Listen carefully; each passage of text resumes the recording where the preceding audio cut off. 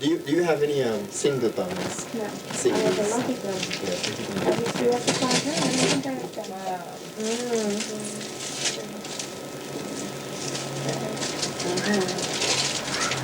Because you can get me a salad. Yes. We're glad to know that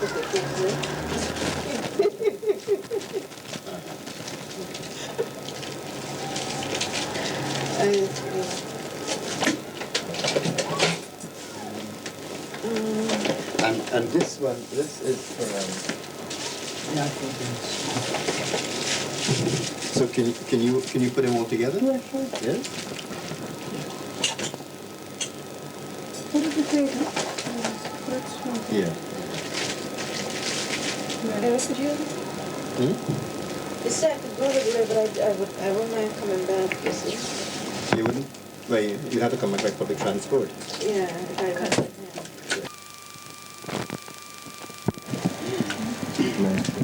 That's a question. Yes, of course. Please go ahead, Eric. No, I wasn't quite sure. No, that's good. That's great. No. Do you think that the interest shown by your teacher is a serious, committed interest, or it's just a token interest? How do you regard the interest shown in the kind of material that we stock? I don't think there is much interest at all. It's just come up because I was talking to one of my friends about the cultural evenings, and she decided that, well, that was the opportunity to take to actually tell us about it. But I don't think anything positively has been done towards it. What would you like to see? What would you like to see? What kind of relationship or attitude on the part of the teachers and the shop? Well, they don't take any interest at all whatsoever towards the needs of black people. Because in that school there's a fair number of black people in that school, and I don't think that they take enough interest towards them. Whereas when you go in the libraries, they have special classes for Indian children who don't speak English properly, and they provide them with Indian books, and they have they deal with them on religious aspects, dealing with Islam and things like that. But they will never do that with black children. And I don't see the majority of Indians being more than that of the blacks. So what do you think the teacher's interest was really? I don't really... They come in there and getting just a tokenism or so? Well, I don't really know, because when I came down here, when I came to the meeting down here, it's through my brothers that I knew about the actual meetings that they had. And when I came down here and the teacher met me, that's when she told me afterwards that they usually have meetings and I can come. I have permission to leave the school, wherein before I just left off on my own. I just took the mother to come down here. Well, it's one little step.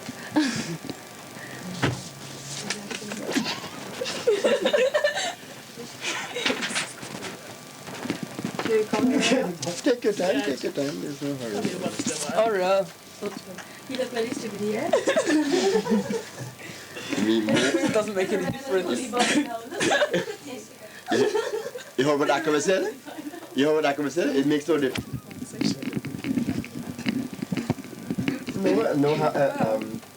Have your teachers shown any interest?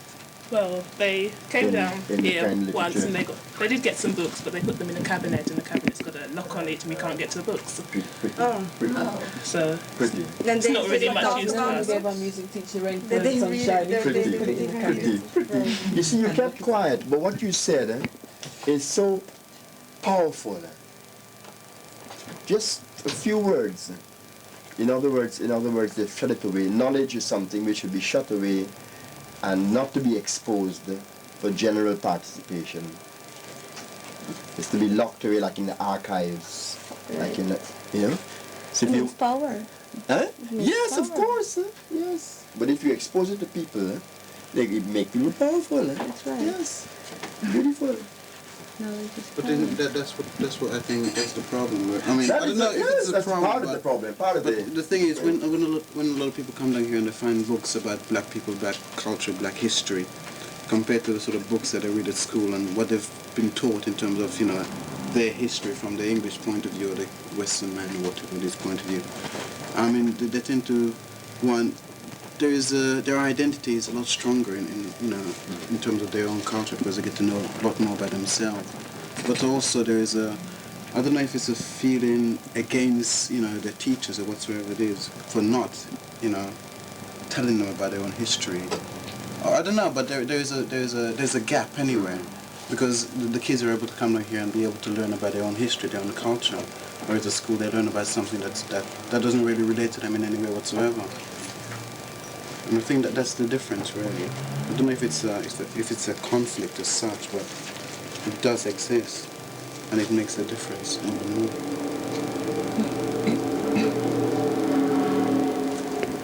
Do you think that the community ought to take responsibility for transmitting the culture of its own community, or we should leave it? Is the school's responsibility to teach you the basic skills in order to prepare you for jobs, and leave it to the community to teach you about the culture of the community? Since the schools are not doing this, I mean, should the community take on this responsibility? What community? The black community I mean, and the Asian community yeah, I mean, basically, and all the other ethnic minorities in the country. Should we take on the responsibility, or should it be at large a school responsibility, a society responsibility?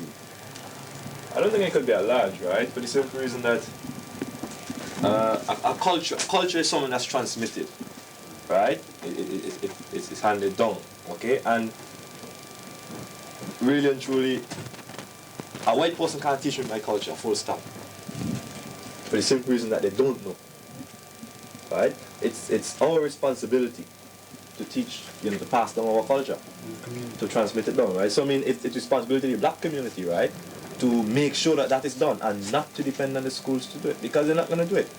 And we could spend the rest of this century and the rest of next century fighting to get it done, right? When we could do it, and we could. What you're doing here is one form of it, right? This is one form. Carrying on various, discussion groups, various lectures, doing different things, right? To transmit the whole culture, because culture is an embodiment. It's not just language. It's not just. It's not just what type of work you do. It's life. It's life. It's the whole politics you practice. It involves everything, and school is just not going to do it unless it's our black school which is going to transmit it down. I think that says it all, because in the school you're really catering for the majority, really. The majority of people who go to school in this country are English people, English children. Yeah. So therefore they must cater for the English. And that's what they cater for. The blacks are just there because they have to be there. It's a law in the country, so they got to go to school, so they have to cater for them there. But that's as far as it goes. They're not gonna change it. I think black people has got to start, doing more. Yeah, on their Full own. stop. They just have to start doing more on their own, stop depending. But what about intimidation by these fire bombings and so? You will always get it.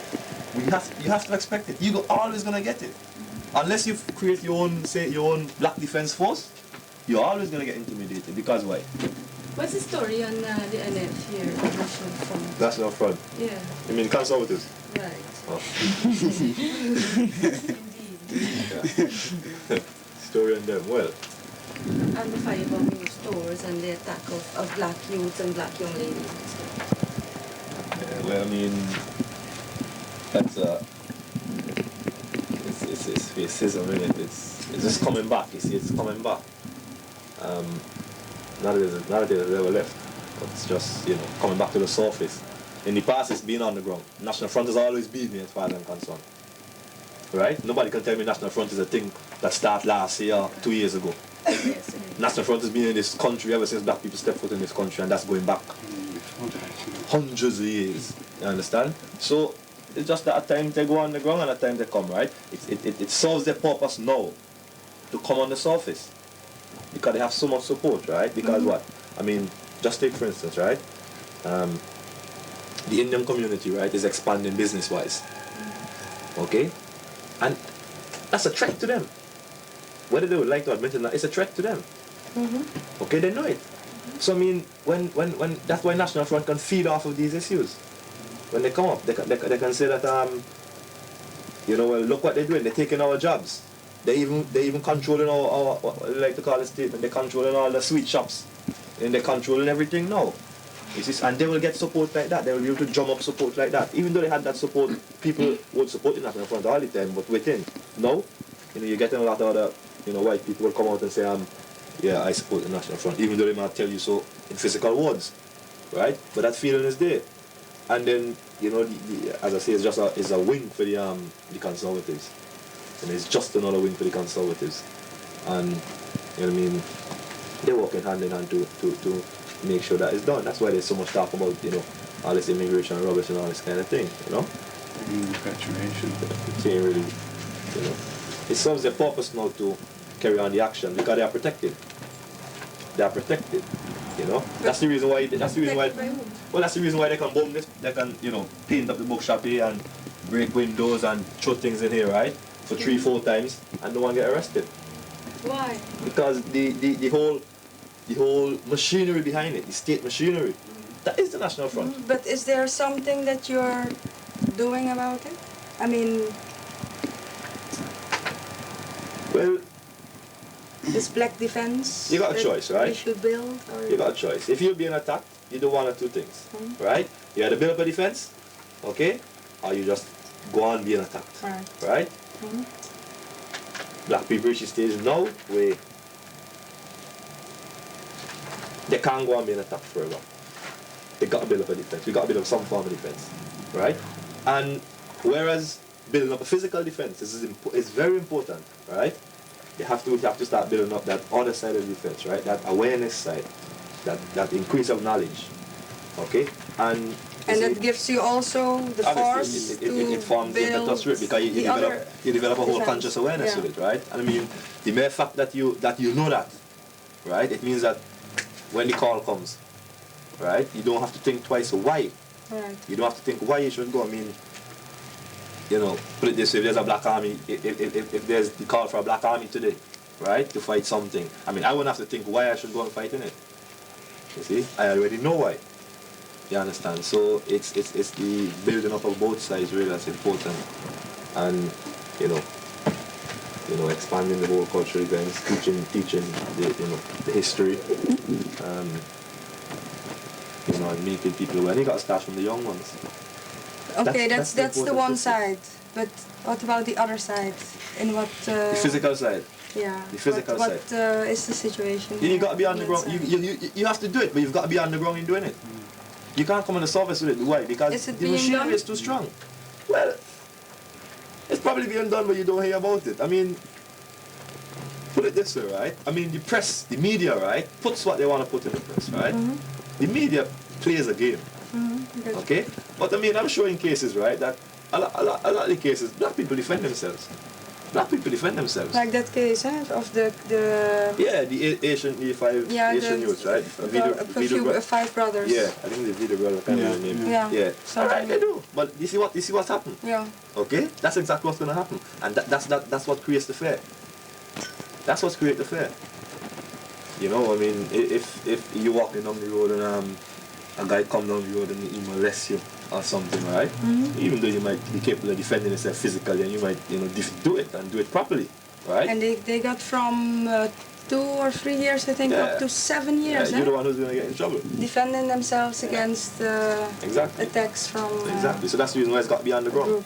It's got to be on the ground. You got to do it, but don't make Jack see you.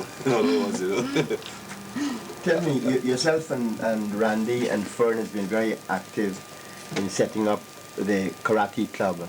To what extent do you see it as a means of preparing the black community to defend itself in a particular kind of way? Is it related? Yeah, it is related. Is it related to the In what way is it related to the National Front attacks on black people? Well, I mean, the mere fact that someone is being, someone is being trained, right, to learn to defend themselves against attacks, right? It's obviously going to come in very useful if in the event, they get attacked. But you see, we have to bear in mind again, right, that someone might come and practice karate, right, and yet when they get in a street situation, they might be completely helpless. Because, as I say, right, there's that fair avenue, right, especially when you're traveling alone. Okay? But yet, what we're trying to do, right, is give people the confidence. Because that's the thing that's lacking, is give people the confidence, right, and the confidence to be able to defend yourself, if called upon necessary. You see? Now, I'm not going to make no bones about it, right? I wouldn't go about advocating, okay, to the students at Kazimba that they go out looking for trouble. You see?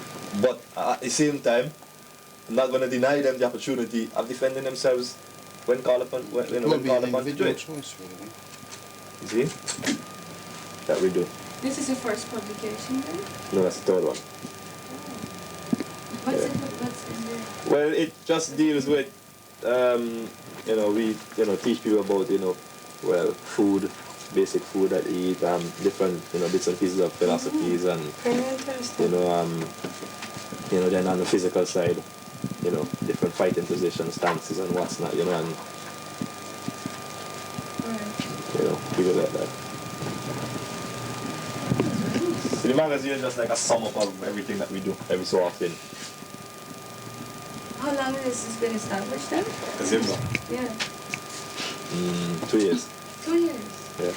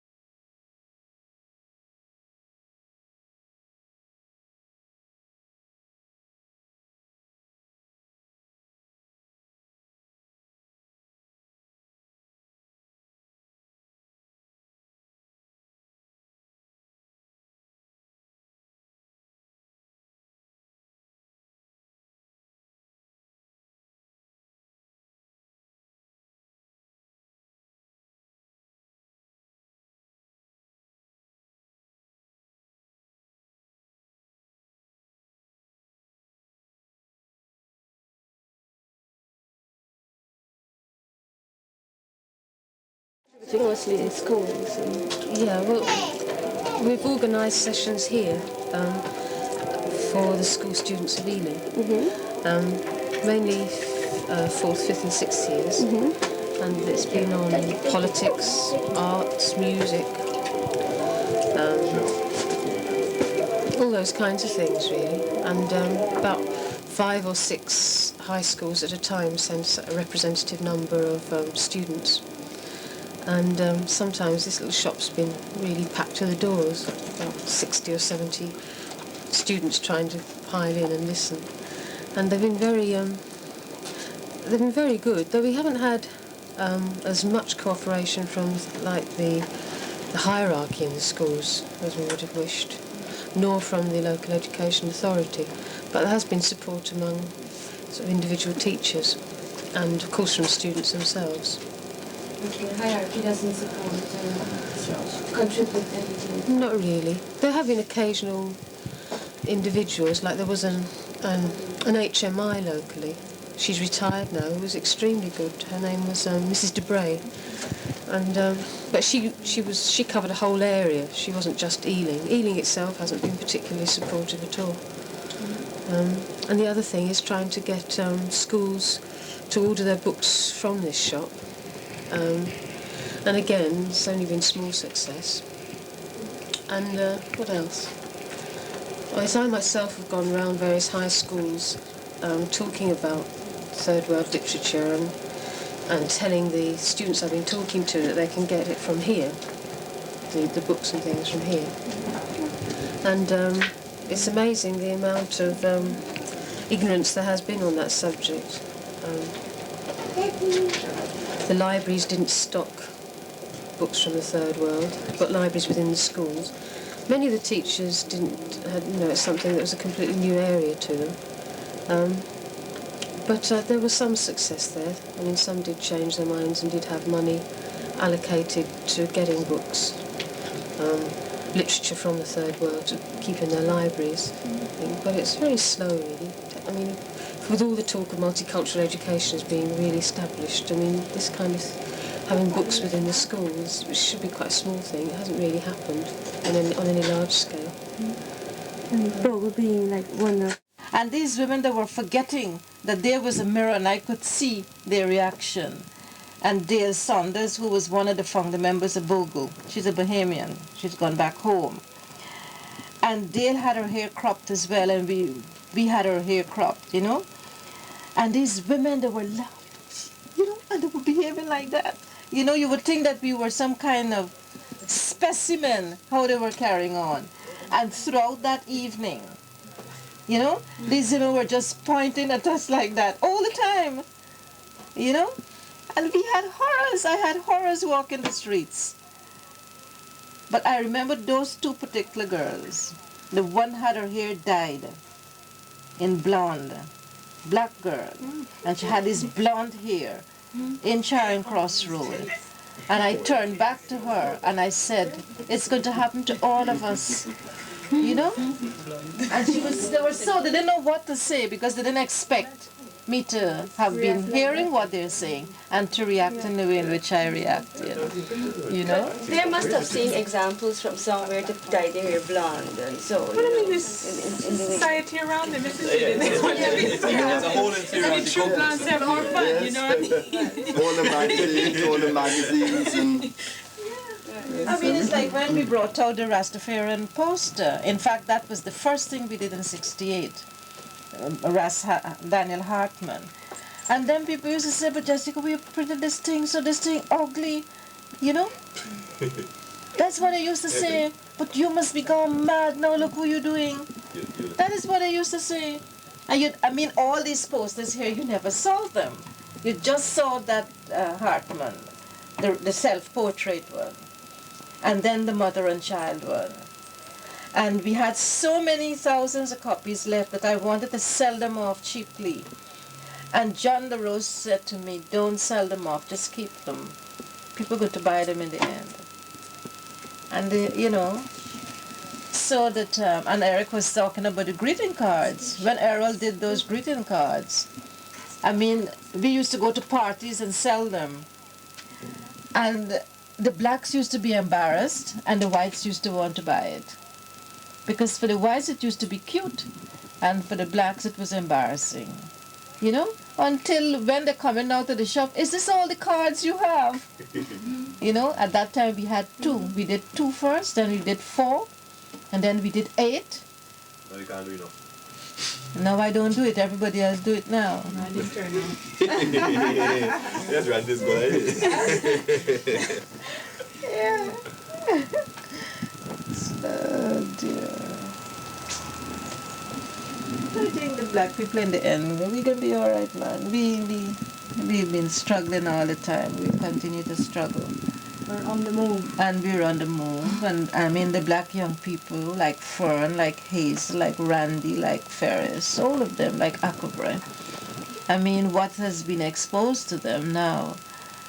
You know, Carl and Chauncey never had this exposure. So that they're growing up in a different atmosphere altogether with so much of material around them.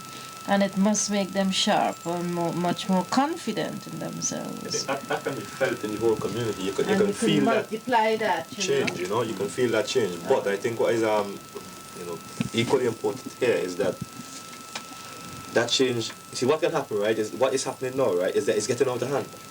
In other words, right, the youths are coming up, right, and they're realizing that the same thing that you're talking about, right? They're getting more consciously aware of themselves and what's not, right? But it's not being channeled into any positive direction. You see, it's just floating about in here, you know what I mean? I mean, you find them, you go down Acton, you go down the town hall, you see 50 of them stand up outside the town hall. But what they doing? And you go the day after then, you see them in the same place. So what they're doing? You know, also what I mean is that that whole consciousness needs to be taken and channeled into something positive. And this is why, you know, more, say, positive organizations, right, need to come up and take those, you know, that's the resources they take it and use it, as opposed to leaving it there and saying, well, oh, the youths are getting more conscious now. You know, it's to me it's not solving the problem really.